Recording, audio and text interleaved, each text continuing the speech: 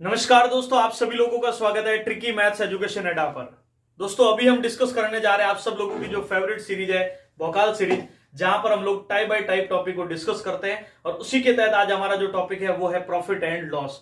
Average को हम लोगों ने कंप्लीट कर लिया था, 8 से 9 तरह के टाइप पढ़े थे और उससे पहले हमने परसेंटेज को कंप्लीट किया है। अब तक के जो सारे वीडियोज है वो आप लोगों को प्लेलिस्ट के अंदर अपडेट कर दिए गए, आप उनको देख सकते हैं। और साथ ही आप सभी विद्यार्थियों को आज गणतंत्र दिवस की बहुत सारी शुभकामनाएं। गणतंत्र दिवस के इस अवसर पर आप सभी विद्यार्थियों के लिए हमारी ऐप में 90% तक कोर्सेज में डिस्काउंट रखा गया है। तो जो भी विद्यार्थी है, आप चाहे रेलवे के एस्पिरेंट्स है, राजस्थान के जो पटवार का एग्जाम हो गया, रीट का एग्जाम हो गया, या यूपी पुलिस, एमपी पुलिस, किसी भी एग्जाम की प्रिपरेशन कर रहे हैं, तो मैथ्स के बैचेज हमारी एप्लीकेशन ट्रिकी मैथ्स एजुकेशन अड्डा पर उपलब्ध है, उनको ज्वाइन कर सकते हैं। और रेलवे वाले एस्पिरेंट्स भी, आपका अगर डी ग्रुप आगे देने जा रहे हो, एनटीपीसी भी दे रहे हो, तो आप लोगों के पास जो शानदार बैच चल रहा है वो है मिशन रेलवे। वो आप लोगों के एग्जाम में बहुत शानदार, जो बच्चे एग्जाम देकर आए उनको जरूर पता होगा कि कितना शानदार कंटेंट आपके लिए प्रोवाइड कराया गया। चलिए अब बातचीत करते हैं हम लोग आज के इस सेशन की, जहां पर हम एक टाइप डिस्कस करने जा रहे हैं। प्रॉफिट लॉस का फर्स्ट टाइप है ये, वो है जोड़े पर आधारित प्रश्न। कैसे देखो, जोड़े पर एक फल विक्रेता 5 रुपए में 4 की दर से खरीदता है और 4 रुपए में 5 की दर से बेचता है, तो उसको लाभ या जो हानि होगी उसका प्रतिशत लाना है। जोड़े के ऊपर, पेयर के ऊपर आधारित प्रश्न है। तो देखिए, 5 रुपए में 4 की दर से वस्तु खरीदता है और 4 रुपए में 5 की दर से वस्तु बेचता है, यानी ये हमारे वस्तु खरीदने को दर्शाएगा और यहां जो मूल्य आएगा बेचने को। लेकिन कैसे काम करना है, यहां पर एक बॉक्स बनाना है आप लोगों को। बॉक्स कैसे देखो, पहला जो होगा वो खरीदने का आएगा, इधर रखना है आपको, और दूसरा बेचने का।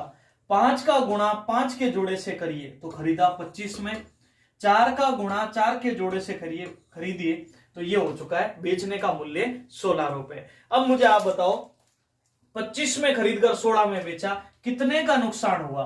तो आप कहोगे 9 रुपए का नुकसान हुआ। कितने पर हुआ? 25 पर, परसेंट के लिए गुणा 100। 25 से 100 कटा 4 बार, तो आपकी जो हानि होगी वो कितने परसेंट होगी? 36%, जो आपके सी ऑप्शन में मौजूद है। लेकिन ये आपकी एक ट्रिक है, मतलब आपको जोड़े का गुणा जोड़े से कर लिया 25 आ गया, 4 का गुणा 4 से कर लिया 16। अगर इसका बेसिक कॉन्सेप्ट सीखना चाहते हो तो देखिए, 5 रुपए में आप 4 पेन लाए थे और 4 रुपए में आपने 5 पेन बेचे। तो एक काम करो, इन जो पेन की संख्या है इन दोनों को आपस में क्या कर लीजिए, बराबर कर लीजिए। कैसे देखो, यहां 5 है और यहां 4 है ना, तो इस 5 का गुणा तो इधर कर लो और इस 4 का गुणा इधर कर लो। इसका फायदा क्या होगा फिर? 5 चौक 20 पेन, 4 इंटू 5 20 पेन। बताओ संख्या बराबर हुई या नहीं? लेकिन ये गुणा इस अकेले से नहीं होगा, दोनों से गुणा होगा। 5 25 रुपए में 20 पेन, 4 इंटू 4 16 रुपए में 5 चौक 20 पेन। तो देखो, 20 लाए थे, 20 बेच दिया, पर लाए 25 में थे, बेचा 16 में, तो 9 का नुकसान 25 पर गुणा 100। तो आप बताइए आपकी जो हानि होगी वो कितने परसेंट होगी? 36%। अब चलते हैं अगले प्रश्न पर। नेक्स्ट क्वेश्चन हमारे सामने, ये देखो, ये एचटेट 2021 में बना। देखो मेरी बात सुनना आराम से, एचटेट 2021 में, जनवरी 2021 में, यानी अभी हाल फिलहाल इसी महीने में ये पेपर हुआ था और इसके अंदर ये क्वेश्चंस बना था। तो आप समझ सकते हैं कितना महत्वपूर्ण है आप सभी स्टूडेंट्स के लिए। यदि मैं रुपए 100 में 11 पुस्तक खरीदता हूं और 10 पुस्तकें रुपए 110 में बेचता हूं, तो कितने प्रतिशत लाभ होगा? पर याद रखना, पहले रुपए होगा, बाद में वस्तु होगी। अभी रुपए दोगे तो वस्तु मिलेगी।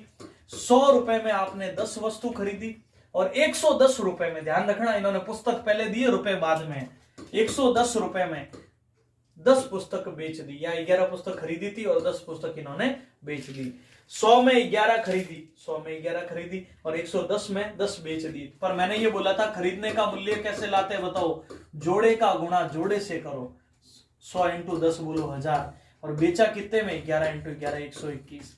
तो आप बताओ, 1000 से 1210 में 210 का फायदा, 1000 के ऊपर परसेंट के लिए गुणा 100, 3 जीरो से 3 जीरो, तो आप बताओ लाभ कितने परसेंट हुआ? 21%।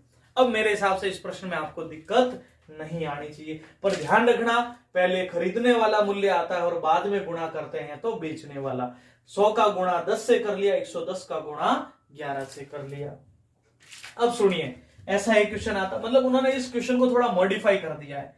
P रुपए प्रति दर्जन के भाव से खरीदा और P/8 प्रति वस्तु के भाव से बेचा तो उसका लाभ प्रतिशत कितना होगा।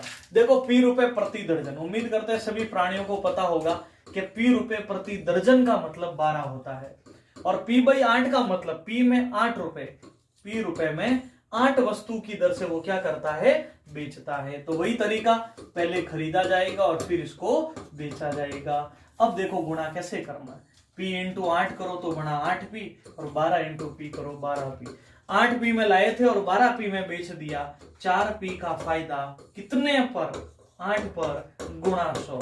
तो आप बताइए इससे कितनी बार, 2 बार, और 2 से 100, हमारा रिजल्ट 50%। बताओ समझ में आया। पर याद रखना है कि पहले हमें खरीद मूल्य, ये बॉक्स बनाना भूलो मत आप, ये खरीदने को दर्शाता है। देखो P रुपए प्रति दर्जन, दर्जन में 12, P में 8 की दर से इन्होंने बेच दिया, चलो P रुपए में 8, तो 8 into P 8P, 12 into P 12P। बराबर लाना चाहो तो यहाँ 8 से गुणा कर देना और या 12 से, या फिर यहाँ गुणा करना चाहो तो 3 से और 2 से भी कर सकते हो, चॉइस के लिए।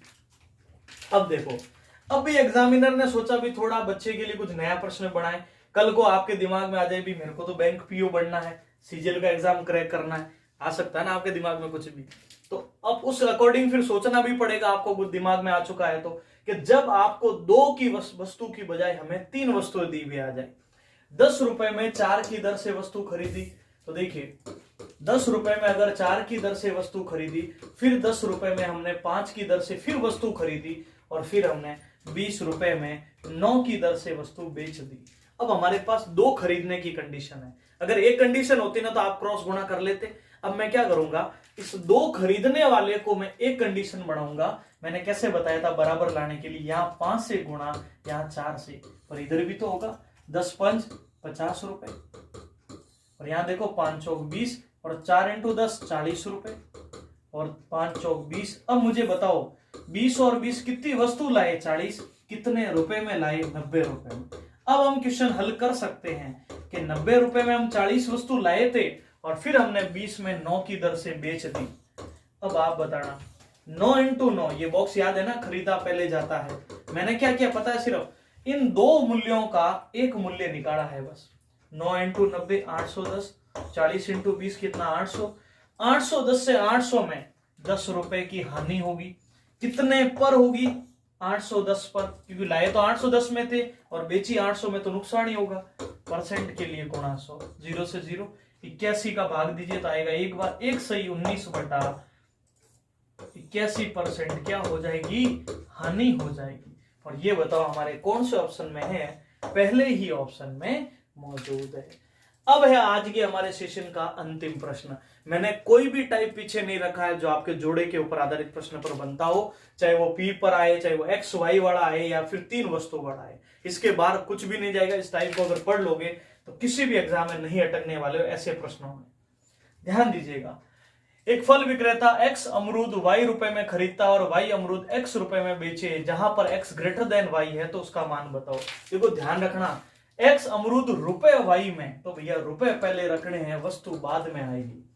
और वाई अमरूद रुपए एक्स में, तो रुपए पहले एक्स और वाई अमरूद।